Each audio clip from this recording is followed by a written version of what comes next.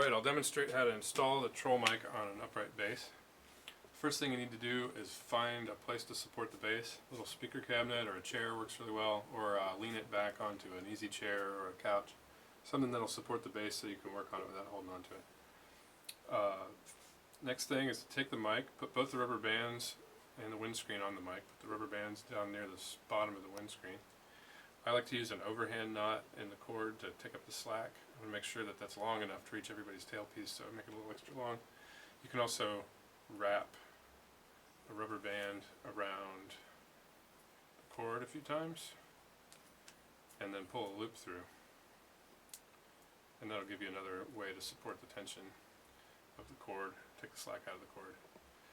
Supplies several extra rubber bands, so you can do that if you like. Like I said, I've been preferring just the simple overhand knot. It's adjustable and simple. Takes out the slack. Alright, the next step is to put the mic in between the legs of the bridge, grab one of the rubber bands, go this way is easier, pull it out, loop it around the leg of the bridge and back over the top of the mic. Next step, repeat the same thing on the other side. Sometimes it helps to pull the mic towards you, put the tension the rubber band a little bit. Alright, that looks like a pretty good place to start. You can always adjust the position of the mic after it's all installed. Releasable zip tie, I give you a couple of those with the mic.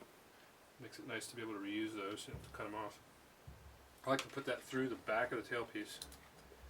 Put it on either side. So that the buckle hides behind the tailpiece once it's all done. Make sure to orient the little hole on the barrel connector on the XLR connector so that you can release it easily. So orient that to the outside of the tailpiece. Put that in there. Zip tie it. Get it nice and snug. It doesn't have to be real tight to work, but make sure it's not going to slip out easily. And now you can either cut the end of the zip tie off with a pair of wire cutters or a pair of scissors, or you can just tuck it through the holes of the tailpiece there, whatever you prefer. Now the last step would be just simply adjust the position of the mic. Because it's hanging on rubber bands, the way the cord is hanging on there can affect the angle of the mic a little bit. So it just takes a little pushing it around with your fingers to get it right. A position like this with maybe a finger's width to the top is a good place to start.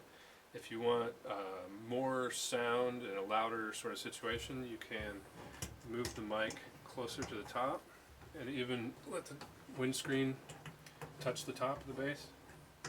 That's not as natural of a sound, but it's got a little bit more bottom end to it, and it's louder, so you get more of the bass and less of other things in the room, if that's what's called for.